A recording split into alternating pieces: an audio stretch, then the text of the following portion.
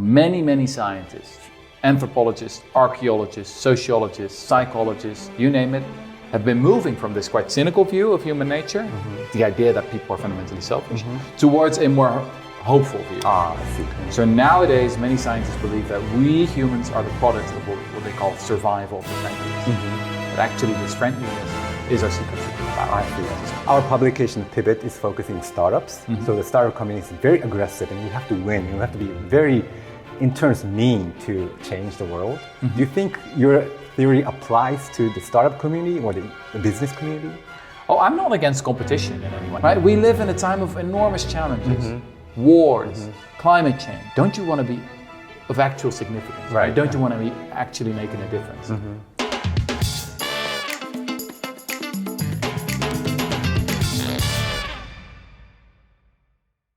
はい、ピボットの竹下です。今日はですね、Humankind というこの本を書いたルトガー・ブレグマンさんにお越しいただいたスペシャルインタビューをお届けします。So Luca Berman, welcome to our show. Thanks. Yes. It's great to be with you. Yeah, thank you so much. So I'll introduce you to our viewers. So you were born in 1988 and you are a Dutch historian. And your book Utopia for Realists and Humankind has been translated in many languages.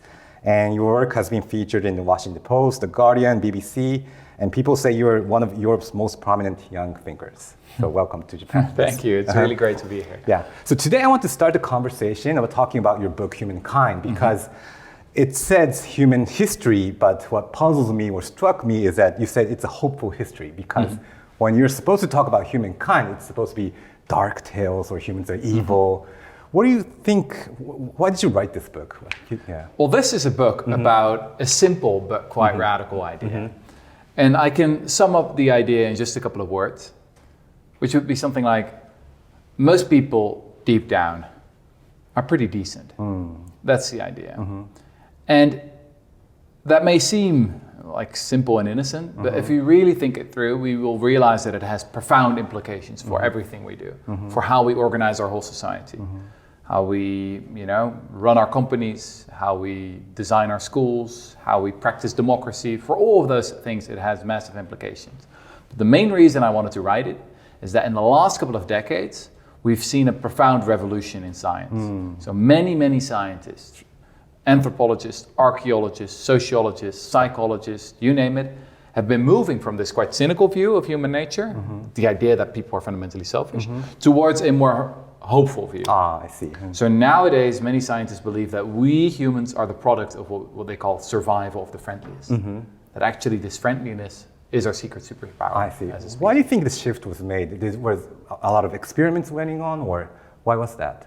It's a good question. I think it has something also to do with the feminization of science. So many of the path-breaking findings have actually been done by women. Interesting. And maybe they have a different perspective of some of these issues, but it's a pattern that I've discovered again and again and again. So I'll just give you one example. One of the main findings from psychology is the theory of the bystander effect. You may have heard about it. So for a long time, scientists believed that if something happens, like a local tragedy, someone's drowning, for example, someone's being attacked in the street, that if a lot of people watch that incident happen, then people don't help. They don't intervene because they think, oh, someone else can help, right? Someone else can do that. It's not my responsibility. Right. And this was called the bystander effect. And it was corroborated by a lot of laboratory experiments, right? Where they created some kind of fake situation and studied how subjects would react to it. But what now a new generation of researchers has done, and the main scientist here is a woman named Marie Lindegaard, she's from Denmark, is basically to look at CCTV footage. We've got cameras everywhere these days in modern cities. So real situations. Exactly. You can study how real people behave in real life. And then what you see, she's built a huge database, more than 1,000 videos from 4 big cities, Copenhagen, Amsterdam, London, Cape Town. And what she discovered is that in 90% of all cases, 90%, people actually help each other. I see. And if more people witness something bad happening, it's actually more likely that they help because they find support in one another. So that meant that decades of research, all that psychological laboratory research was actually nonsense. And could, Do you think men are more cynical or? Well, there is something to be said for that. I see. So the patriarchy, this societal model where men rule the world basically, is a relatively recent invention of the last 10,000 years. I see. So we humans have been around for 300,000 years. And there's a lot of evidence that for the longest period of our history, we lived as nomadic hunter-gatherers. And nomadic hunter-gatherers were quite egalitarian, right? And there's quite a lot of evidence that women back then had a lot of freedom and power in those kind of societies. This radically changed after the invention of agriculture, when people started living in villages and cities. Then basically everything went wrong. I see. So that was one of the biggest mistakes in all of human history. There's the rise of infection diseases after that, the rise of warfare, hierarchy, the patriarchy, etc., etc. It's actually only recently changed again with the modern women's movement and feminism, and that's changed a bit. But maybe the point here is that it's actually in the interest of those in power to believe that most people can't be trusted. I see. Because if you and I are fundamentally selfish, then we need someone to keep us in check, right? Yeah, maybe a god or yes. We need a god, we need a manager, a king, a CEO. So this selfish view of human nature is a justification, a legitimization of hierarchy and of power differences. And that's why this is a pretty dangerous book. Yes. Because once people believe this, yes, they realize we can start a revolution. I see. And move towards a much more egalitarian and democratic society. Do you want that to happen? Why not? Yes. I see. So I've always, as a historian, I believe in radical ideas, but gradual change. I see. Right? If we study history, we see that the societies of the past were completely and utterly different. So if you would have stood on a street corner in London or Amsterdam or New York in the year 1750, and you would have said, let's abolish slavery. 9 out of 10 people would have said, you're absolutely nuts, right? You're crazy, take that man away. And the 10th person would have said, well, maybe I agree with you in principle, but surely that's not possible. It would wreck the economy, right? So now we find that pretty abhorrent, that this was the case for such a long time.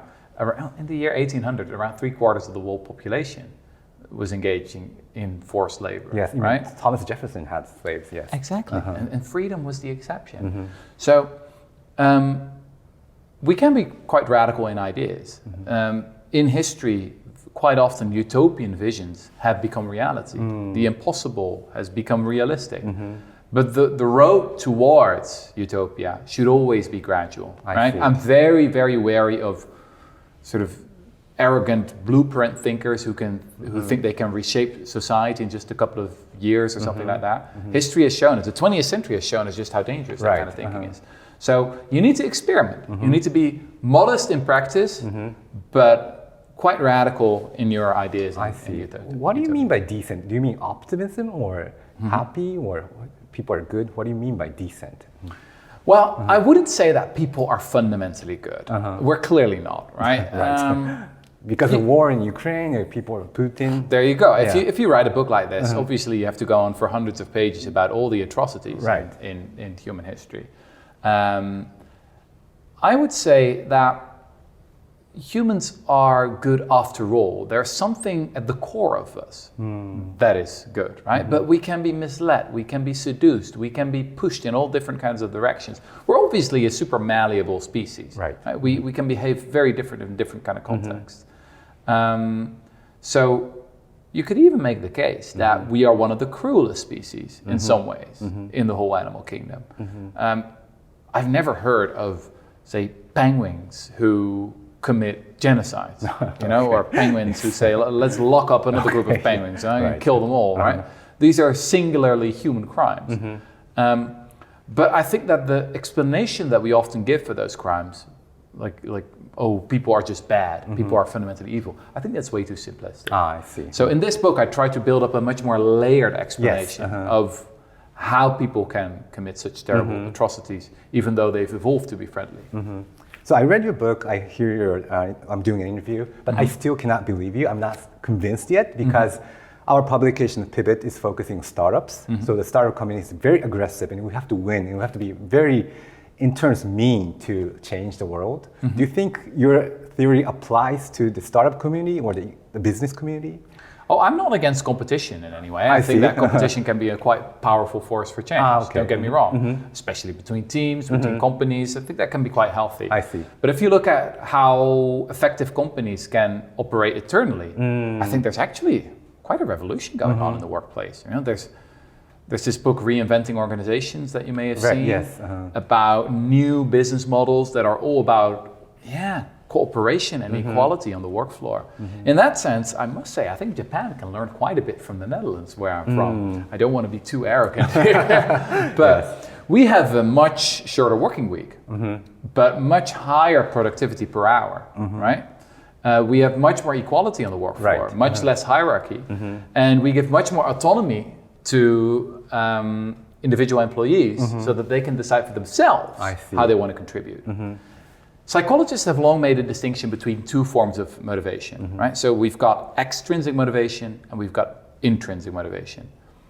It seems to me that still Japanese companies rely a lot on extrinsic motivation, right? So they try to make people do what they do because of the carrot or the stick, right? For money or for status or just because you have to, or your boss is angry, or exactly, and because society expects a certain kind of behavior from you. That works in theory, but it's not very good for creativity. You know, it's good for repetitive, quite stupid work. If you want to be innovative, it's much better to rely on intrinsic motivation. Intrinsic motivation is when people do something because they care about it. I see. Because they love doing what they're doing, right? Because they're naturally curious and creative. This is founder energy as well, right? You want to start something new. You want to start a new organization, a new company. You do that because you just care about what you're doing. And what psychologists have found is that these two forms of motivation, they don't add up. They actually subtract from one another. So if a society becomes more obsessed with extrinsic motivation, as seems to be currently the case in Japan, people lose their intrinsic motivation. They don't really know why they're doing what they're doing anymore. And I think that's really bad for innovation, because innovation is about crazy new ideas, it's about experimenting, it's about taking risks, etc., etc. So then you need to move towards this intrinsic motivation. I agree that such kind of motivation is important, but if the company grows and scales, maybe you need some carrots and sticks to keep the company running. Do you agree, or do you disagree on that statement? Well, some carrots are nice, obviously. I mean, I wouldn't say that people like having no salary at all or something like that. Yes. So sure. But in the book, though, I give an example of one of the most successful healthcare organizations in Europe, which is an organization called Buurtzorg. It's founded by a good friend of mine, Jos de Blok. And what he's done is quite revolutionary. When you talk to him, you think, this is not really, you know, it doesn't sound like a usual CEO. He drives in a really ugly car, you know, he dresses quite modestly. His office is absolutely ugly as well. But he's built this organization with 15,000 employees that deliver super high quality healthcare at a cheaper cost, while his employees get a higher salary than all his competitors. Yes. And he does it with 0 managers. So he's basically abolished management. All these employees work in self-directed teams who decide for themselves who they want to hire as colleagues, what kind of additional education they need, what their planning for the week is going to be. So it's all about trust. What you assume in other people is what you get out of them. If you, as a CEO, think that your employees are dumb and silly and lazy and selfish, then that's how they're going to behave. If you, as a CEO, believe that your employees are creative and want to contribute something and are pretty smart and actually know more about their work than you do, then that's how they're going to behave, right? So it's often a self-fulfilling prophecy. I see. Do you think that every company can be like that, or is it because he's kind of a charisma, or he has this, charms? Well, it helps to have a bit of charisma, but to be honest, I mean, if you have a company of like 15,000 people, I mean, obviously it's now part of their DNA, right? So I think, to be honest, this could easily be scaled up, and I see already quite a few signs that this is happening. I mean, there are now examples all over the globe of companies who are more being run in this way, and obviously there are cultural differences. But as innovation and creativity becomes more and more important in the knowledge economy, I think also many more companies will be forced to go this way, because otherwise you just lose, right? You won't come up with new ideas. Yes. And so, yeah, you'll lose the race. I see. Interesting. So what fascinated me by reading your book is that you're trying to like flip the whole economic system, what we're founded on, because Adam Smith said that we should be selfish, we should lose ourselves. So if we go to a bookstore or a bakery, we buy that food because we just care about only ourselves. Yes, but in turn, we're helping the whole economy. Yeah. Do you want to flip that theory, or what do you think about Adam Smith and all the modern thinkers who built our modern system? Well, we've often made a little bit of a stereotype of Adam Smith. I see. So in reality, he was a much deeper thinker. He was very well in describing the power of the market economy. And yeah, sure, that's sometimes true. When I buy a bread in the Netherlands, it's not because I have such altruistic feelings for the baker, and the baker doesn't have super altruistic feelings for me. So sure, markets can be really powerful, but it's not the only thing in society. Actually, at the basis of that lies something else. That the anthropologist David Graeber has actually called it daily communism. A little bit provocative, but we can see it in our own lives, right? That there are a lot of things we share with one another for free. Yes. It happens a lot here in Japan as a foreigner. When I ask for directions here, people are very quick in giving me directions. Nice. Yes. People are incredibly friendly and welcoming here. And they never charge me $1 or a yen or nothing. I don't have to pay anything. So that's deeply embedded in human nature. Right. Is that people quite often just want to help each other, and we're a very social species. Right. And I think that's actually one of the reasons for our success. Right?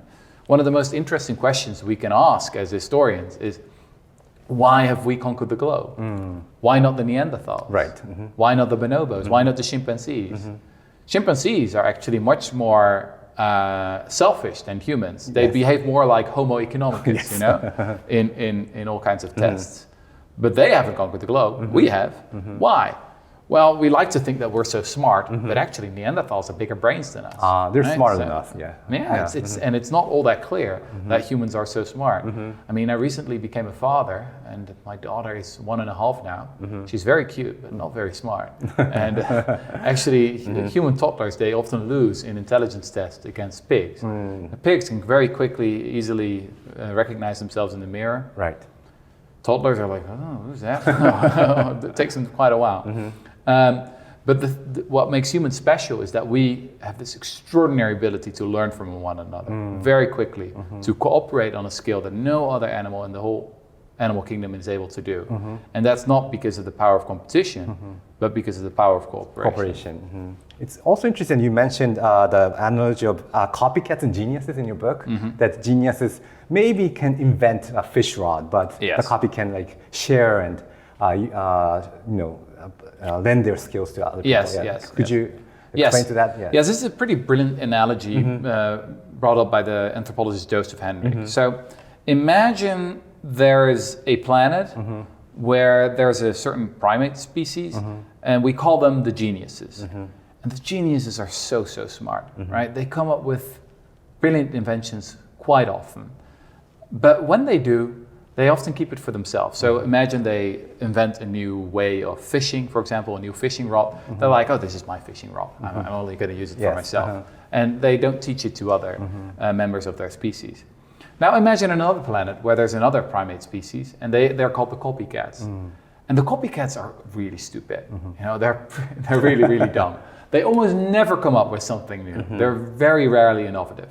But when they come up with this new way of fishing, they want to tell everyone, like, hey, have you seen this? I've found something new. That's what humans are like. So the Neanderthals were more like the geniuses and we're more like the copycats, right? So it's not that on an individual level we're so smart. On an individual level, humans are actually quite dumb. I see. But collectively, we know so much. But that's the strength of human beings, being dumb. Exactly. Well, being social. That's the thing. That's the thing. So there was this brilliant experiment done by a Russian scientist in the 1950s, and his name was Dmitry Belyaev.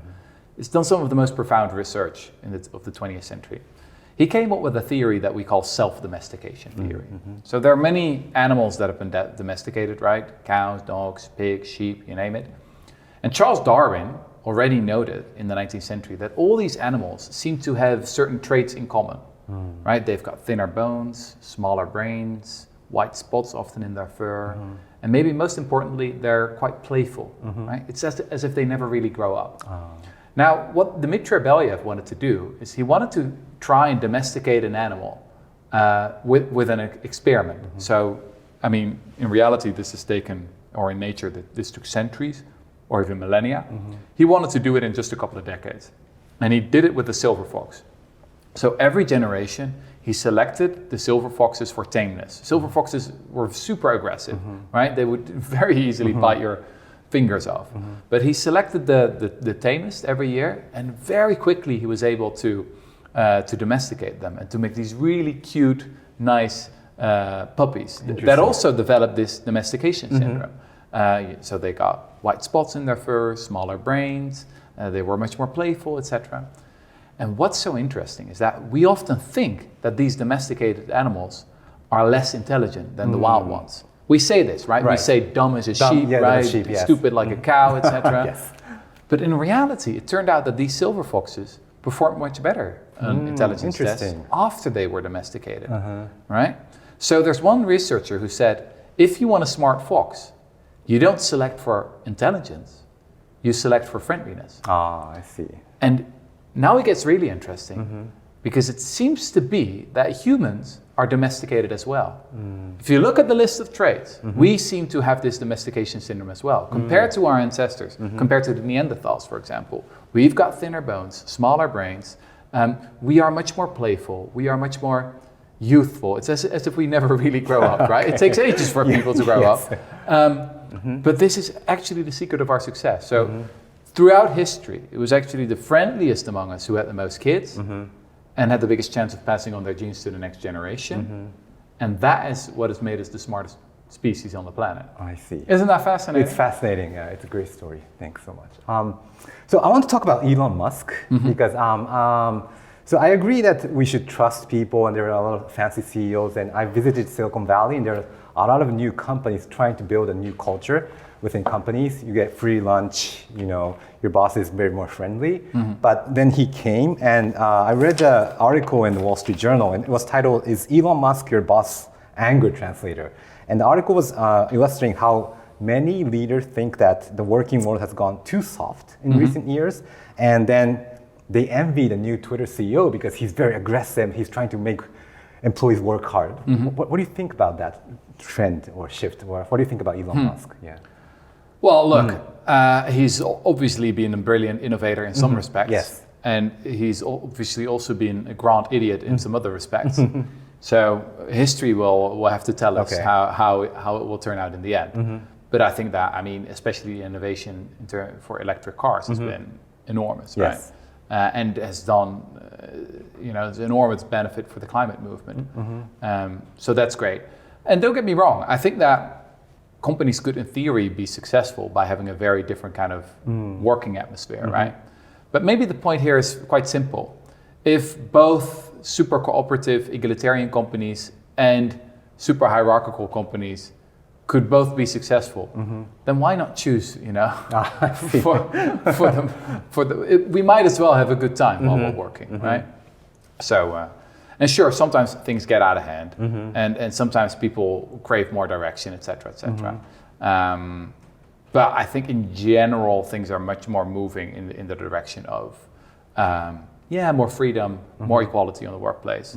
I would say that's more sustainable in the long run. I see. Do you think that's the general opinion, the general trend right now? Like other companies changing, trusting each other more? Well, from what I see in Europe and in the US, and if you just compare it to, say, 10, 20, 30, 40 years ago, that is clearly the trend. I see. That is clearly the trend, is that, employees having a stronger voice. It's actually been accelerated now by the pandemic, right? Is that working from home has become the norm. I personally work at a journalism company where we basically have to be in the office only 2 days a week. And I think that's good. Sometimes it can get out of hand, right? It is important that you actually keep meeting in real life, right? Because face-to-face contact is very important to share ideas and establish trust, etc. But I like that there's more flexibility now. I see. I asked you this question because there's a lot of versions of, like scientific management, So people want the employees to become more free, but they're worried about maybe they will do not work, or they will just go, if you're working remotely, they're just playing games. What do you think about that? People want to be negative because it's a way to kind of manage risks. Maybe the most important thing to talk about here in Japan is that you have one of the longest working weeks in the world, but very low labor productivity, right? So you work a lot of hours, but you don't do much per hour. Why do you think so? What's the reason? We have the opposite in the Netherlands, right? So we have the shortest working week in the world, but you're productive. With very high labor productivity. So that's something to think about. What's going on there? Right. To be honest, when I walk around Tokyo, and I visited here for the first time 5 years ago with my wife, and we were saying, we've never seen so many, and excuse my French, bullshit jobs as in That's Tokyo. An academic term. Yes, it's an academic term today. So many jobs that don't really need to exist, right? For instance, what jobs did you see? Well, just arriving at the airport. Obviously you have to go through all the COVID tests, but there were lots of people pointing, you have to go to the left here, go to the right here, having an iPad. People just standing and... Yes. There was like a small stair, it had 5 steps, there was a woman standing next to it, and she held an iPad in her hand that said, stairs. Okay. Yes. That's a bullshit job. Yes. I thought that was very fun. But there are a lot of jobs like that, right? I was just passing construction site yesterday, and there was an exit and an entry, obviously. And I understand that there's maybe one person necessary to give some direction to trucks that arrive, but there were literally 4 guys your age, waving, that is a waste of talent, man. Right. You can't afford that in a modern economy. So I think that's one of the first things you'd have to crack down on. This enormous waste that's going on in companies. So as a CEO in Japan, I would say, okay, you have to leave the office at 5. No more working after 5. We are only going to judge you on your results, right? So we just have simple KPIs, or I guess in every company you sort of know which employees are performing well and which are not, and cut out the crap. Just, and I know that's counter to Japanese culture in some ways. So I'm sure. You can't go all the way, and there are some things you want to hold on to, of course. But I think that the current working model is simply unsustainable. Or you have to do something about this. Or you have to bring in, loads and loads of immigrants in the future, because with the graying of society, what's the alternative? Yeah. How can that happen? Because we've been debating over this over and over again. We should lower our working hours. And in your last book, you mentioned 15 workings a week. That's impossible for Japan. Yes. Well, as I said, I like to think in utopian ways. But that actually goes back to an essay that was written by John Maynard Keynes, the great economist, who predicted that in 2030 we would have a working week of just 15 hours. That means 3 hours a day. Yes. And he predicted that in 1930. And it may seem crazy, but at the time it was a pretty rational explanation.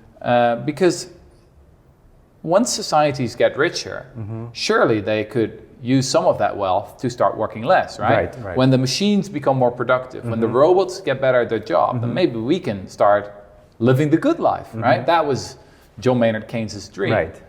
And this actually happened up until the 60s, 70s. Actually, around that time, there were many philosophers, sociologists, economists who were deeply worried about what was going to happen, because they thought that boredom was going to be the great challenge of the future, right? So it was not a crazy idea. No, not at all. And that actually happened. The work week was shrinking and shrinking for a long time.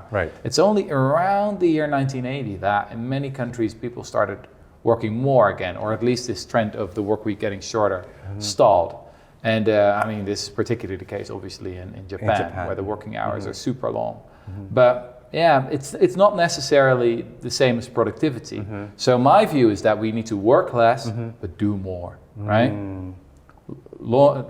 Shorter working hours, higher productivity, and that's actually something that that many of the world's greatest CEOs already discovered. Henry Ford, you know, he did a big experiment with this. He actually implemented a shorter working week, and he saw actually the production in his factory went up. Why was Keynes wrong? Because he's a genius. He predicted everything. So what happened in 1980s? So there are a couple of explanations, right? So one explanation is called consumerism. We buy so much stuff we don't need to impress people we don't really like, right? We've got so much crap that we're making today. And I used to believe that is probably, you know, part of the explanation. But then if you think about it for a bit longer, then many of the things we consume are not actually produced in developed economies, right? They're produced in middle-income countries or in poorer countries, right? A lot of our crap is produced in China these days. Most people in rich countries, they work in offices, right? They write reports no one's ever going to read. They send emails to people they don't like, right? So David Graeber, the anthropologist who sadly passed away recently, he came up with this, I think, much more convincing explanation, which is the rise of meaningless jobs. We have some recent empirical evidence that shows that around 25% of people in the modern workforce think that their own job doesn't add anything of value, right? And that's people saying it about their own job. There may also be people who think they add something of value but actually don't, right? Karl Marx would call that false consciousness or something like that. I don't know. But that may be going on as well. And I think that, I guess many people recognize this, right? Yes. People in their 30s and their 40s who are, you know, in their jobs and think like, what am I doing on a daily basis? But I think that's one of the way for them to be themselves, because if there's no office, there's no place to go, especially in Japan. So if you have a job, you know it's meaningless, but you want to go there to, you know, be yourself. It's like their identity.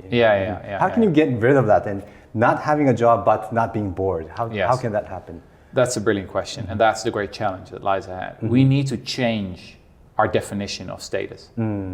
I think what we have today is that we say to our children, you know, perform in school, get the highest grades. And then they become students and they have to work hard. You know, get the highest grade, go to the best universities, and then get the best jobs at the top companies, etc. Live your life, die. That's basically the model we have now. And it's sad because we've got only one life on this planet. An average career lasts for 80,000 hours. You know, if you work full-time, 5 days a week, that's 80,000 hours of your life. What you do with those 80,000 hours is the most important moral decision you make in your whole life. And I think one of the greatest tragedies over time is that there are so many super smart young people who go on to waste that talent. There's this quote from someone who worked at Facebook a couple of years ago. He said, "The best minds of my generation are thinking about how to make people click on ads." Isn't that sad? True. It's sad. Right? We live in a time of enormous challenges. Pandemics, wars, climate change, right? The scientists tell us that we need to move to zero emissions in 2050. Right? That's less than 30 years. We need to make a transition that has never been done before in peacetime. And meanwhile, people are wasting their life in these kind of jobs, right? In finance, as consultants, as corporate lawyers. It is just sad. And so what we need to do is to change our definition of status. We got to say to people, okay, so now you're making your money and getting very rich, but isn't it a little bit pathetic what you're doing? I mean, okay, you drive a big car. Maybe you've bought a yacht to compensate for your fragile ego, but I think it's a little bit sad. Don't you want to be of actual significance, right? Don't you want to be actually making a difference? And sure, that can be in many places. I think there are some lawyers who are doing great work, you know, fighting against injustice. There are some bankers who are doing very innovative work. Not many, but some. There, especially in the field of technology, there's so much to do. If you have the skill set to work at Facebook, you could also quit your job and actually start working on, I don't know, cultivated meat, fighting climate change, you know, doing something that's actually innovative and actually changes the world for the better. So that should be our new ideal. I personally call it moral ambition. I see. We should have the ambition to change the world for the better. Do you think there should be more startups on, like, for example, climate change or cultivated meat? Because if you graduate from like Stanford, you go to Facebook because there's no jobs other than Facebook to prove yourself or prove your talent. Do you think there should be more startups? How can you make that shift? I think that's already changing. It's changing. I mean, there are hundreds of startups in the field of biotech now and cultivated meat, and I think that's already changing.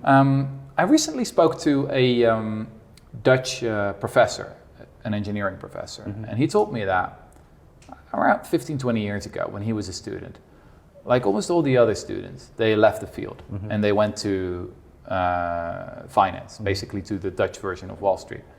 And now they're all having a midlife crisis and wondering what they're doing with their life, right? But when he looks at his young students today, they all want to stay in the field and actually build, you know, make things of significance. As you know, the Netherlands lies 6-7 meters below sea level. Climate change threatens the very existence of our country. So we got to start some massive infrastructure projects. We've actually already built the Delta Works. They're one of the 7 modern wonders of the world, according to the Society of Engineers. And they protect us against around 40 centimeters of sea level change. But the projections for this century is already more than a meter. And if we have bad luck, it could be like 2 or 3 meters. So we got to start building something really grand. And that on the one hand is terrifying, but on the other hand, it's also really exciting, right? We don't live in the 90s anymore where nothing matters and we've arrived at the end of history and blah, blah, blah, and everything is boring and we just watch telly all day. Today, if you're young, you can actually do something significant. Yes, that's true, yes. And work on real problems, right? So again, I think we need more moral ambition. I see.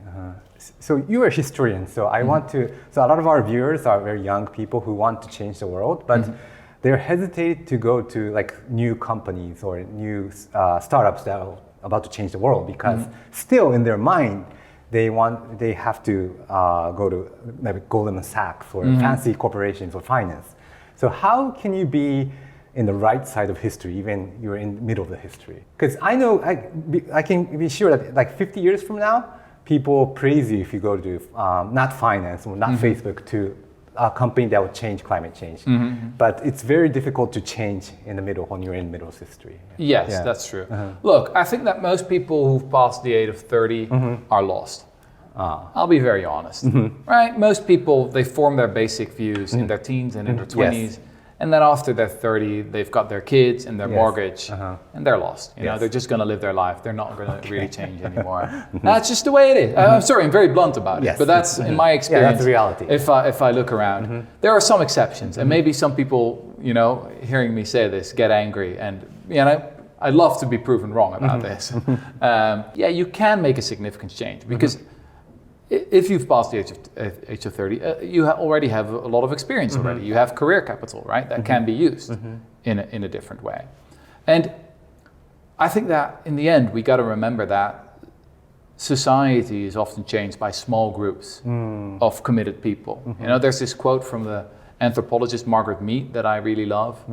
She said a long time ago that the world is changed by small groups of thoughtful, committed citizens. In fact, it's the only thing that ever has.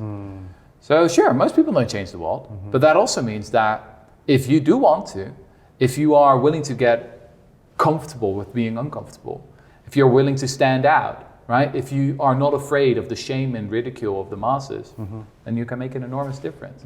I see. And I can see why some young people in Japan have the feeling that, you know, Japan has no future. Right. If it doesn't want to change, right? With a very low birth rate, with the elderly people who are in charge, right? It's a gerontocracy, a society ruled by the old. Or someone taught me this concept of, what is it, silver democracy? Silver democracy. That is not good. That is not good. I think that especially young people who are worried about that, they got to try and start stepping out of line. Start something, found something, right? Where's the Japanese Greta Thunberg? Occupy something, start a new company, build a movement, right? But you have to start and be comfortable with uncomfortable, right? I see. If you always want to stay in line, maybe just start getting off that mask. What do you think about mask in Japan?